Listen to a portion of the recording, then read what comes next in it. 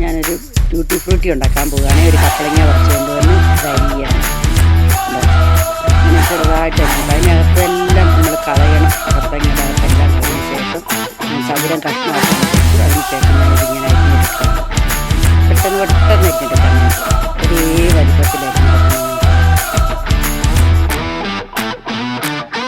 നന്നായി മൂത്ത കപ്പളങ്ങ ആയിരിക്കണം. നല്ല വിളഞ്ഞ കപ്പളങ്ങയാണ് ഏറ്റവും ടേസ്റ്റാണ്. നല്ല കപ്പളങ്ങ തന്നെ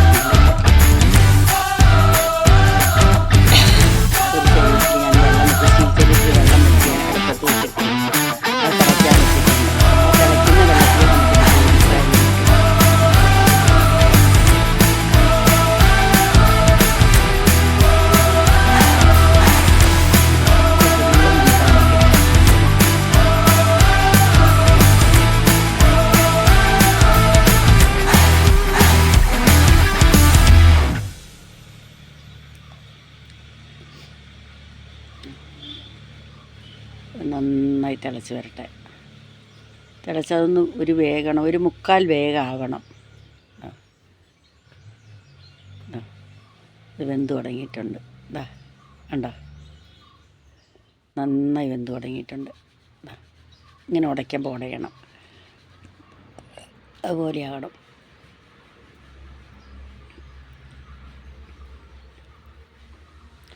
ഇത് നമുക്ക് ഊറ്റി മാറ്റി വെക്കാം.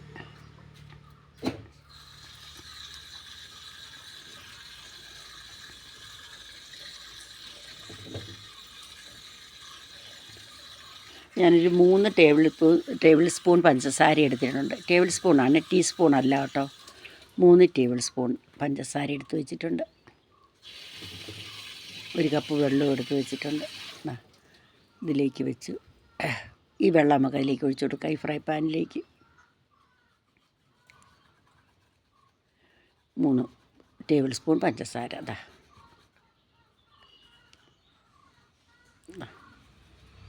3 ടേബിൾ സ്പൂൺ പഞ്ചസാര. ഒരു ചെറിയ കപ്പളങ്ങയുടെ പകുതി മാത്രമേ ഞാൻ എടുത്തിട്ടുള്ളൂ. അത് ഞാൻ കപ്പിനകത്ത് അളക്കുമ്പോൾ 1.5 കപ്പ് ഉണ്ടായിരുന്നേ. 1.5 കപ്പ് ഇതുണ്ടായിരുന്നു, കപ്പളങ്ങ അരിഞ്ഞതുണ്ടായിരുന്നു. ഞാൻ അരിഞ്ഞ് നോക്കുമ്പോൾ ഇനി ഞാൻ അതിലേക്ക് ഇടുകയാണ്. പഞ്ചസാര നല്ലപോലെ ഉരുകി മെൽറ്റായതിന് ശേഷം നമുക്ക് ഇത് കപ്പളങ്ങ അതിലേക്ക് ഇട്ട് കൊടുക്കാം. കപ്പളങ്ങ എന്ന് പറയും, പപ്പായ എന്ന് പറയും, കരിമൂസ എന്ന് പറയും, കപ്പയ്ക്ക എന്ന് പറയും. പല പല ഭാഷയും പറയും. ഓരോ നാട്ടിൽ ഓരോ ഭാഷയാണ്. അല്ലെങ്കിൽ മലപ്പുറത്ത് കറൂത്ത എന്ന് പറയുന്നു, അങ്ങനെയും പറഞ്ഞ് കേട്ടിട്ടുണ്ട്.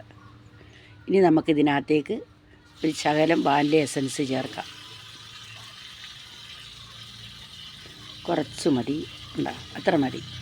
ഒരു സ്മെല്ലിന് മാത്രം വാനില എസൻസ് ചേർക്കാം.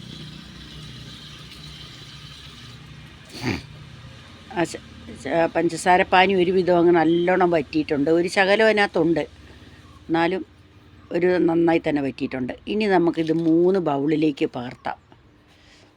നന്നായി കോരിയെടുക്കാം.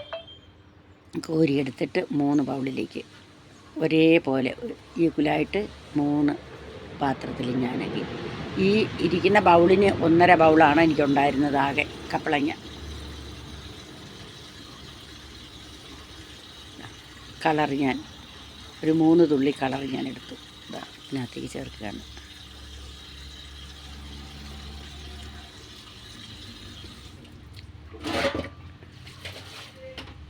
നല്ല വാനില എസൻസിൻ്റെ സ്മെല്ലും ഒക്കെ ഉണ്ട്. ഇത് പച്ച കളറ്, മറ്റേത് യെല്ലോ കളറ്, ഇത് ഗ്രീൻ കളറ്, യെല്ലോ, ഗ്രീൻ, ഇനി റെഡും കൂടിയാണ് ഞാൻ ചെയ്യുന്ന. 3 കളറാണ് ചെയ്യാൻ ഉദ്ദേശിക്കുന്നത്. ഫുഡ് കളറാണ്.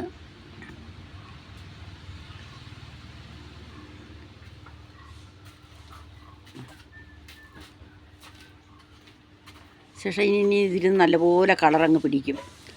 രാവിലത്തേക്ക് ഇത് നല്ല കളർ പിടിച്ചിരിക്കും. ഞാനിപ്പോൾ രാത്രിയിലാണ് ഇത് ചെയ്ത് വെക്കുന്നത്.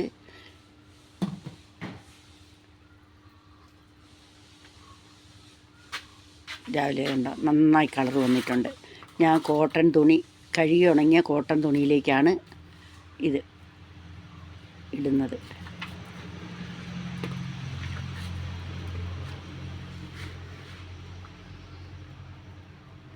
രാത്രി ചെയ്ത് വെച്ചതാണ്. അന്നേരം രാത്രി ചെയ്ത് വെക്കുമ്പോൾ നമുക്ക് ആ കളർ തന്നെ നല്ലപോലെ കളർ പിടിക്കും അതിൽ. ഒരു വെള്ള കോട്ടൺ തുണിയിൽ, ഒരു മുറത്തിനകത്ത് വെച്ചിട്ട് വെള്ള കോട്ടൺ തുണിയിൽ വെച്ചിട്ടാണ് ഇത്. ഞാൻ ചവിട്ടിക്ക് വേണ്ടി ഉണ്ടാക്കിയിരിക്കുന്ന കേട്ടോ. ഇത് ഞാൻ തന്നെ തയ്ച്ചുണ്ടാക്കിയിരിക്കുന്ന കേട്ടോ ഈ ചവിട്ടി. അത് ഞാനിപ്പോൾ ഇത് എടുത്തിട്ടതാണ് ഇതിടാൻ വേണ്ടിയിട്ട്.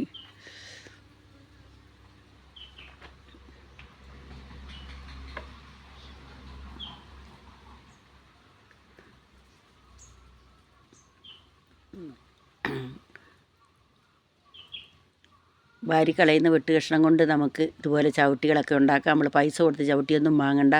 പൈസ കൊടുത്ത് വാങ്ങുന്ന ചവിട്ടി പെട്ടെന്ന് തന്നെ കേടായി പോവും. എന്നാൽ നമ്മളിങ്ങനെ വെട്ട് കഷ്ണം പെറിക്കൊണ്ട് വന്ന് തയ്ക്കുന്നതാണെങ്കിൽ തയ്യൽക്കടയിൽ ഏൽപ്പിച്ചാൽ മതി. അവർ വെട്ട് കഷ്ണം തരും നമുക്ക്. അവർക്കത് ഒഴിവാക്കുകയും വേണം, നമുക്കത് സഹായവും ആകും. ഞാൻ ടൂട്ടി ഫ്രൂട്ടി എല്ലാം നല്ലപോലെ അത് വെച്ചിട്ടുണ്ട്.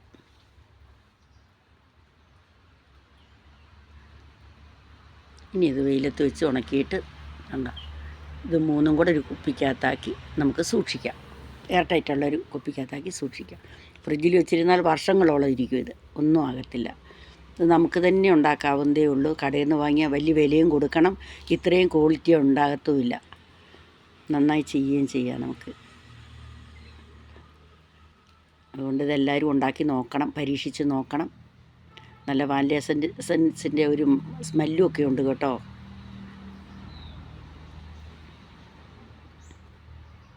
ഇതിപ്പോൾ തന്നെ നമുക്ക് വായിലെടുത്തിട്ട് തിന്നാൻ പറ്റും, നല്ല ടേസ്റ്റിയാണ്. അതുകൊണ്ട് എല്ലാവരും ഉണ്ടാക്കി നോക്കണം.